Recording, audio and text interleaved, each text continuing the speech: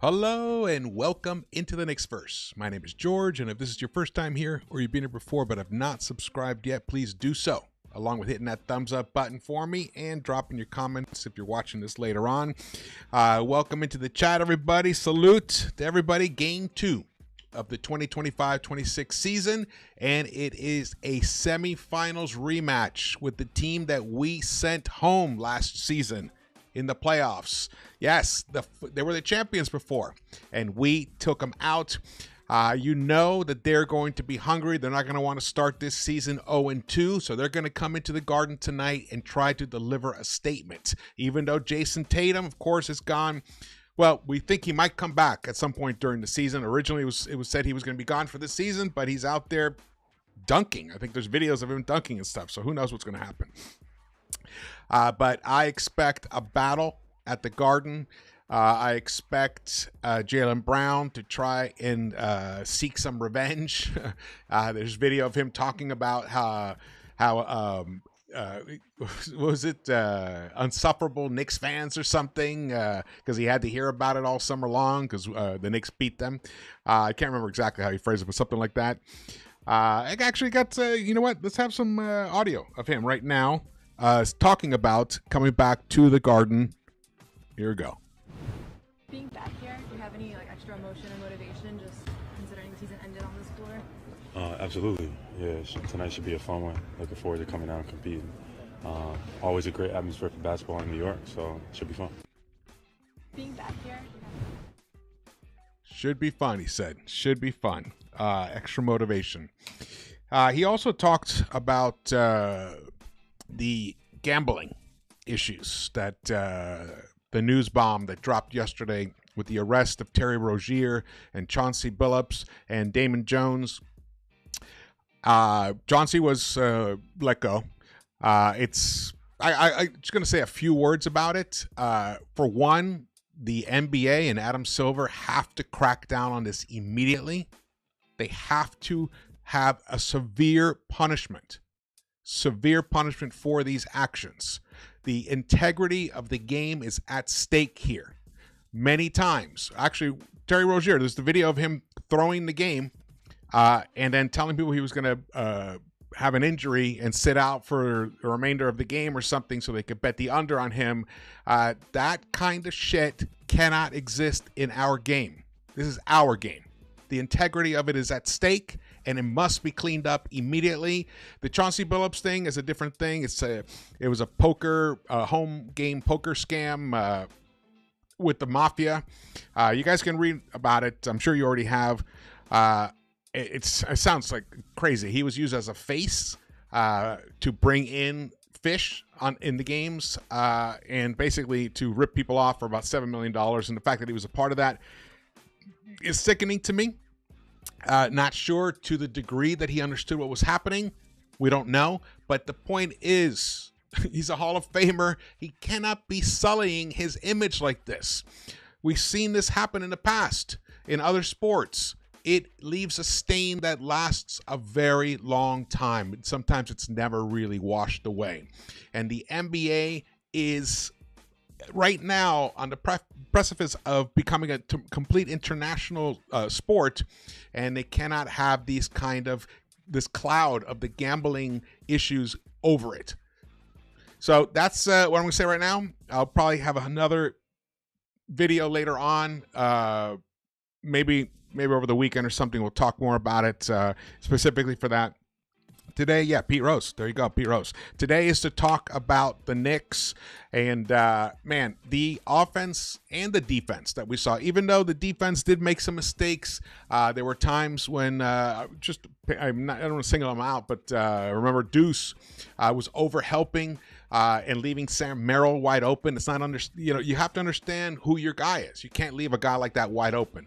And he was burying threes, and it was keeping the Cavs around. The game could have easily been a 15 to 20, 25 point blowout if those kind of mistakes weren't made. The Knicks were still beautifully came back and took control of. Great response in the fourth quarter. And that unit of Deuce, Brunson, McCall, OG, and Towns, fantastic unit right there. And Deuce finished with a plus 17, the highest on the team. And OG Anunoby had a monster game, plus 10. Was it 24 points and 14 rebounds or something? Most rebounds he's had since the playoff game against the 76ers. 2 years ago. Shout out to Mr. J. Russ for the super chat. Thank you, brother. He says, my guy, George, let's go, Nick. 60 burger. Yes, keep this fast play going. Shame on some of the NBA players making the entire NBA look like shit. Totally right. Totally right. It's, I honestly, I would totally have a sports betting sponsor if the right situation presented itself, but I've always had a little bit of a problem with it myself personally. Know a lot of people who get into gambling problems, but then again, you have to be, you got to rein that in, got to be in control of that. But I just don't like this, how easy it is, all the prop betting and the issue with not knowing, for example, game time decision. Right now, actually, let's get to this. We'll jump back to this. Right now, Josh Hart has taken contact in practice, thanks to Ian Begley for tweeting this out. Hart and Karl Anthony Towns are game time decisions for tonight versus Boston, and so is OG Anunoby. So the thing is, how do you bet on this game if you don't know if a pivotal person like Karl Anthony Towns is going to play or not? And you saw what happened in game one. He went from, questionable to doubtful, back up to questionable, and then he ended up playing. And he has a quad 2 strain. So a grade 2 quad strain. Meanwhile, Mitch, left ankle injury management is out tonight. Again, game 2 games in a row, but he will be with the Knicks on their 3-game road trip, which starts on Sunday in Miami. Bizarre shit's going on here. But like stuff like that, I think they have to look at, in the NBA, I'm talking about Adam Silver, they have to look at how teams announce whether players are going to play or not and make the cutoff much earlier. The game time decision, if you want to have gambling in this sport and you want to allow, or you basically tell these gambling sites, pass a law. No more prop betting on whether, the over-unders on players' performances. I don't even know if you can do that, but something has to be done. The integrity of the game has to be saved. And we'll get back to it. So here we go. I kind of worked that into the injury update. Here we go. So Mitch, bizarre. I got to just say, he obviously re-injured his ankle. Or maybe re-injured is too strong a word, but he felt some kind of something that was bothering him. Maybe it swelled. We don't know. He didn't say anything to us, which I also don't like. That we need a certain amount of transparency here. We're a very anxious fan base. This is the year. It's set up for us. It is set up for us. Look what we just did to the one team that's supposed to be in our way, Cleveland. We really took care of business against them. Even though they were missing 3 key guys, we were missing 2 key guys. And if you count the way Gershon's playing, we're missing 3 key guys. Gershon's got to shed some LBs. I think it's going to have to be Mikal Bridges is going to have to give a talk to him. He's known to be that kind of a leader. And I think, and the way that he's now playing and leading on the court, he deserves the right to basically come and say, "Hey, look, bro, we have a big task at hand here. We're looking to win the chip, and we need you. You're going to be instrumental. Shed 15 to 20." That's something else that I think the Knicks, we kicked Cleveland's ass. We really did. The score doesn't show how dominant we were there. That's for sure. What's up, Drew Reviews? Mellow Mike. We got John Rover. Oh, we got a nice crowd. Awesome. You guys coming? Yeah. Hey, Damian, man. What's up, man? Living in Las Vegas. He goes, I know people scrap people who have ruined their lives. Yeah, marriages. Yes. With the gambling addiction. Absolutely. Hey, hit that thumbs up button for me. Share the video if you can. And don't forget, we also have the merchandise. The store has been rejuiced. I uploaded another cool design that I can't wait to get. It says New York basketball with the Knicks-Verse logo in the middle of it. Super hot. Actually, I'll post a photo of it at some point. Check that out. And if you're a channel member, you get discount, 15%. So, and then, you know, if you can't support the Knicks-Verse, become a member. The join button is down below. You get priority reply to comments. You know, members only shorts. There'll be members only shorts, which I'm really excited about that. Chat rooms, shout outs, and more. Okay, let's get to listen to Mike Brown talk here.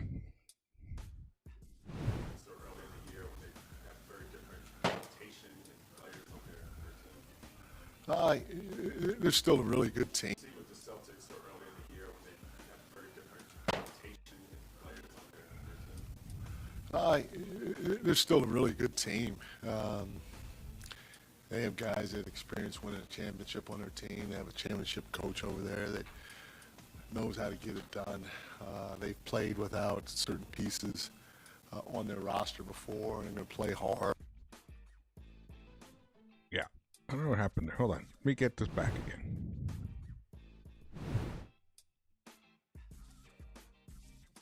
again. Lost the audio. Oh, well. Well, basically, he said, you know, it's a dangerous team. And he's absolutely right. They are a very dangerous team. They have a lot of pride. They are former champions. Derek White is playing like an all. I mean, I think he's going to be an all-star this year. Jaylen Brown, you know, if he stays healthy, he'll always make a run for an all-star team. This was the previous matchup, the game that we ousted them on May 16th of this year. Knicks won at 119-81. OG Anunoby was the high scorer in that game, tied with Jalen Brunson for 23 points. And Karl Anthony Towns, you know, he's a tremendous defensive rebounder, 12 rebounds for him in that game.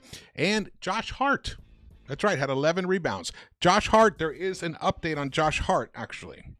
Did I put this here? It's taking practice. He says at Gametime. Yes, but I think there's another update on Josh Hart. If I am to be correct. Hold on.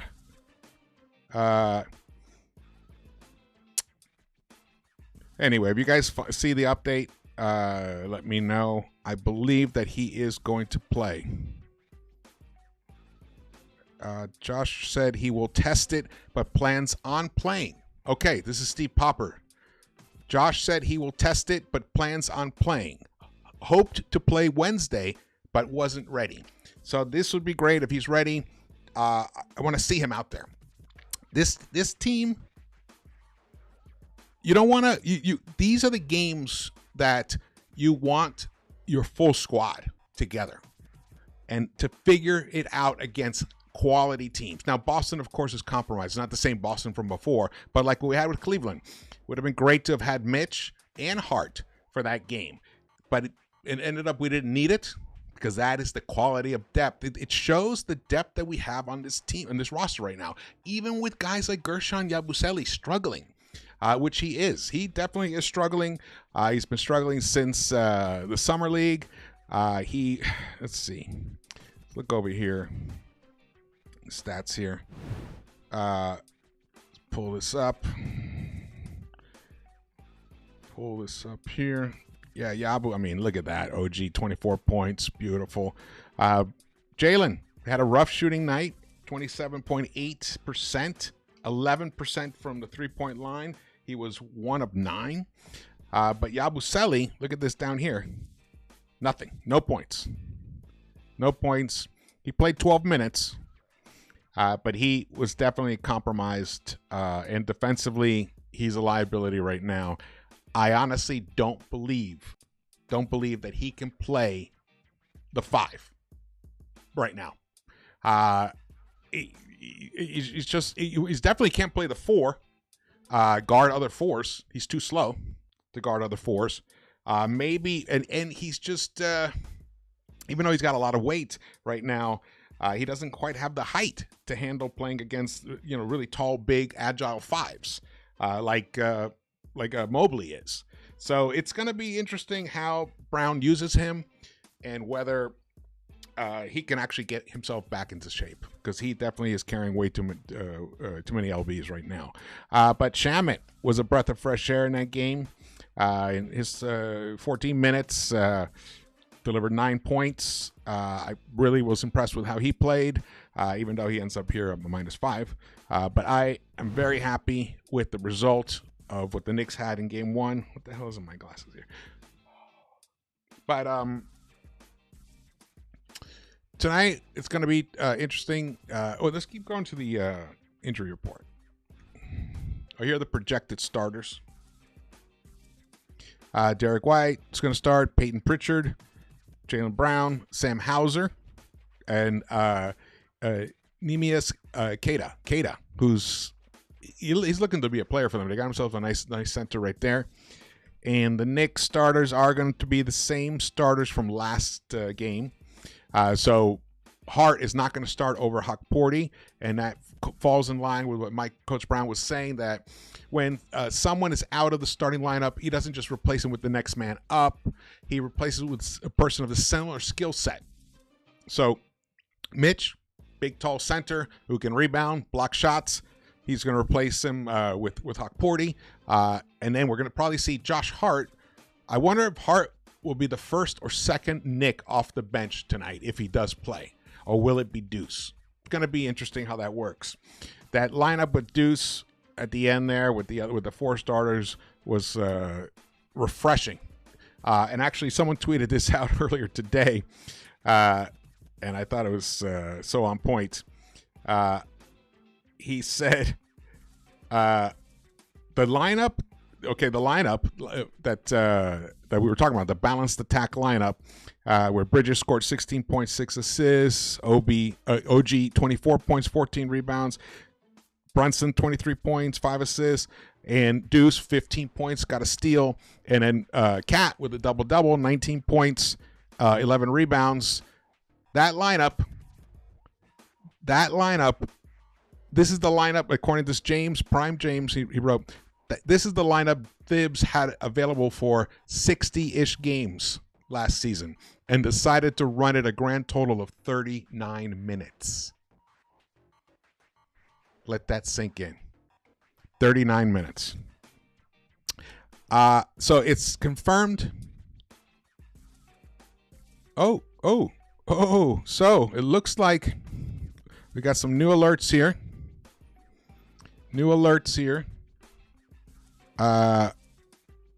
Towns and Josh Hart are available for tonight, the Knicks say.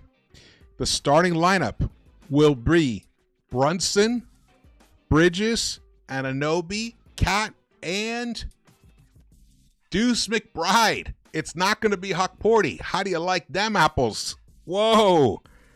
This could be a sign of new things to come, especially if Mitch takes longer and longer to come back. That lineup is very effective. Deuce has the long wingspan. Even though he's not tall, he's not a big guard in any way, shape, or form, he has a tremendous wingspan. He has great instincts as a defender. Even though he only got credit with 1 steal, I swear he created at least another 3 or 4 turnovers just himself. That is interesting. So we have this lineup here is not relevant anymore. There's a whole new lineup happening. Let's see if I can pull it up for you guys on the internet. That is interesting. I like it. I like it like that. There we go. Let's see here. So, yeah, Begley reports. Anunoby, Karl-Anthony Towns are also playing. Mike Brown is going with Miles McBride in the starting lineup versus Boston per Knicks. Look at this guy. Josh Hart is back. Plays tonight. Look at him. Boogieing. Yeah, man. But, Josh, we need you to hit those threes. Can't be shy. Can't be passing up shots either. That's a killer. What is it? A passed up shot? I forgot the cliche, but there's a great cliche about passing up shots. So, interesting. Okay, so we got big news updates here right away. And then the injury report here. I guess the only one on here is Mitchell Robinson, and we did hear that from Ian that Mitch is going to be with the team on the 3-game road trip that begins in Miami I presume that means he will practice with the team and that he will probably eventually play. Will he play against Miami? We'll see. I'm not a big fan of Bam Adebayo's shady play. I like him as a player, but I wouldn't trust him out there, Mitch, out there with them. I would wait to the following game, which the following game is. When is the next game? The next game is Tuesday, correct? Against the Bucks. Okay. Here it is against the Bucks. So that's a game in Milwaukee. That's a good game to have Mitch come back. He'll face Turner and have to deal with Giannis, and we could use his size versus Giannis, obviously. That's the kind of game that I could see Mitch playing. That's weird, though. To think that he's going to miss the first 3 games of the season. Strange, man. All right. I think, how long have we been on? All right, I'll be on for a half hour, though. That's what I was planning on. You guys, we got over 100 here. Beautiful. Let's go back to, there we go. And the injury report. So Luka Garza is out for the Celtics. All right. I'm expecting it's possible. It's possible that the Knicks shoot as many. The previous game they shot 40 3-pointers, which is great, which is right in line with what Coach Brown's been asking for. This game, it might go over. I think they might put up about 50 3-pointers in this game. 50, especially if Deuce is starting with that completely. I mean, because you can have a 5-out offense with Deuce starting completely, because Hakporti can't really doesn't shoot the 3. I don't know if he can, but he doesn't shoot the 3. And obviously when Mitch was there, can't do that. And if Hart was starting, you couldn't do that either. Though I really hope his 3-point shot confidence returns. But with Deuce in there, man, the way he was shooting, he hit some of the biggest buckets in that game 1 that completely stopped rallies that were going the wrong way.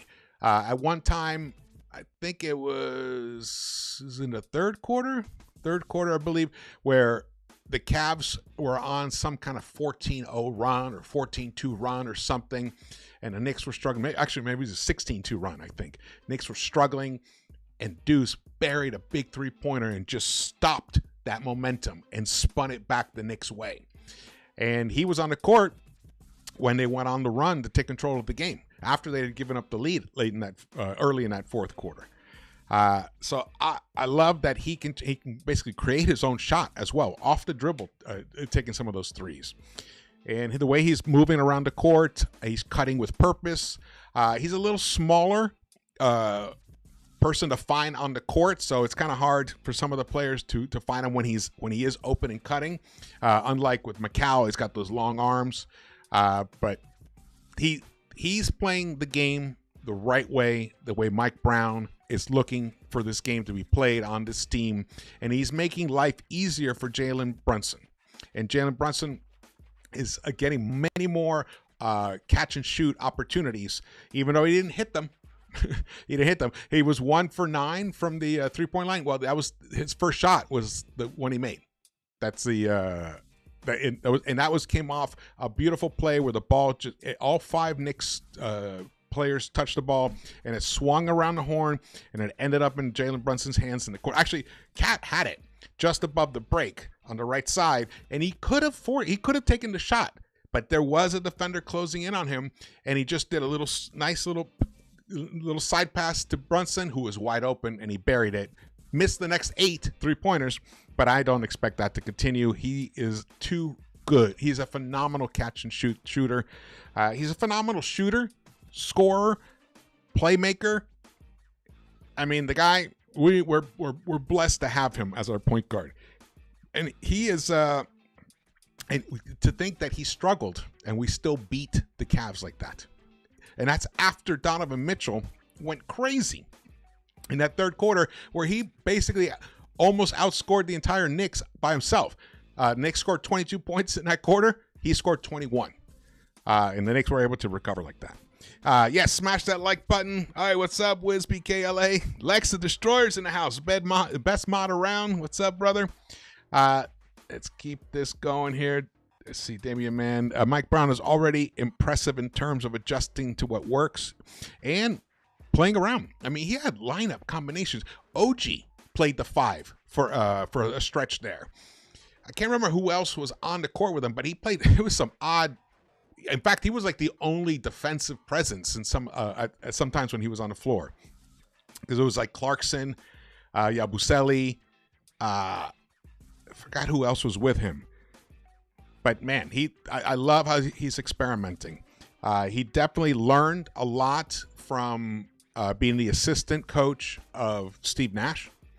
After having been a coach that went to the NBA Finals with the Cavaliers, and after having been the coach of the LA Lakers, then he goes and becomes the assistant coach, and they go. I think they won 3 championships while he was there. And I love that he assimilated all of that, and he's putting it to work for a roster. And I love how he's preaching the defense as well. The minute the play shifts, I forgot the exact terminology, but instantly get back, instantly just next play mentality or something, where don't linger. Thinking about, what happened, or complaining to the refs. No, immediately you got to be on your way back. And that you can see, there's definitely been weaknesses at times, but in general, even including the preseason, there were moments where the Knicks transition defense was the best that I had seen it. I mean, from all last year, honestly, compared to last year. So that alone is really making a big change right here. So I'm expecting that same defensive mentality to continue tonight. Celtics they're going to shoot a lot of threes, and that is one thing that we did not do so well against the Cavs in the first game. In game 1, we did allow too many open looks, but then later on there were times where we definitely suffocated the shooters and everything, but there were too many open looks allowed, and this team will punish you if you do that. So then but Brown will have to make adjustments. He'll have to make adjustments, and he went 11 men deep. Fabulous. OG played 34 minutes. He was the most on the team. I expect all of that to continue going forward. And now with Josh Hart back, another key player in the rotation, I believe that then that'll mean it's possible if he does, who knows? Maybe they'll bring him along slowly. He'll only play maybe 10 minutes, 8 minutes or something. He's not going to play like the 25, 28 minutes that he would normally play, even coming off the bench. It's his first game back, so we'll see how it goes. But eventually, at some point, I think it's going to impact Shamit's minutes and Yabusele's minutes, especially if Yabusele is not, if he's getting beat on defense and he's not making his buckets. It's going to be hard to keep him out there. Though Mike Brown did say clearly, I forgot who mentioned it. It was someone else on another podcast. Just a reminder that for Cat and for Yabusele, it was going to take them longer to learn the new concepts of this game, because their position is constantly switching from 4 to 5. So it's not like McCall is the 2 or the 3, but they're similarly structured, and OG is the 3. So their roles are pretty well defined. Where Cat, it's really different. The spots on the floor that they're going to occupy and how to play those. And Gershon has got to figure that out as well. So the learning curve is going to be steeper for their roles. So got to give it a little time. But him being out of shape doesn't make it any easier. That's for sure. For sure. All right, we're getting down to it. Join the channel, support, check out the merch. And let's go Knicks. Man, it'd be great to start off 2-0 against the two of the 3 teams that completely owned us last season, including, if you include OKC as the 3rd team. We didn't get one single win in the regular season off of those 3 teams. And we started the season against Cavs. Nice victory here. yes, the Celtics are missing Jason Tatum, and then they've traded away Porzingis and no Al Horford. They're a really different team, but you got to play the team that's in front of you and take them seriously. They're dangerous. If the Knicks do all of that and they approach this game the way they approached the game one with the same intensity and mentality, and improve upon the things that worked, this could be the second win of the season. But the Celtics are not going to go down. They have the heart of a champion. They're definitely not going to want to see a 0-2 beneath their logo after this game. So they're going to fight tooth and nail to avoid taking a loss tonight. So it's going to be, I think it's going to be a fun game, another fun game. Man, this NBA season is off to an incredible start. We're seeing miraculous things. VJ Edgecombe scoring in a debut game like the most points scored since who was it? Was it Wilt Chamberlain or something like that? Something crazy. LeBron, 50-point games from SGA. Luka. I mean, it's Steph Curry last night beating the Nuggets with Joker. I mean, fantastic games, double overtimes twice. Great. The NBA is the best sport, best team sport. I'm so hyped for this season. And the Knicks are going to bring us a lot of glory. All right. Thank you so much for watching this. Again, my name is George. Follow me on social media and hit the thumbs up button for me. Drop your comments if you're watching this later on. And I will be doing a video more pointed about the whole NBA scandal, the gambling issues. I'm going to have some guests on soon, and I will be taking calls eventually using the Discord. So all of that is in the works. So please stay tuned to Into the Knicks-Verse. Turn on a notification bell if you haven't yet, so you are alerted when I go live or drop a new video. There's going to be a lot of content coming your way. There will be some shorts, but most of those will be probably for the members only. So, want to hear those, join the channel. And I will see you after this game, after this win. Let's go. I'll be doing the post game. I will see you around the Knicks-Verse. Let's go. Win number 2.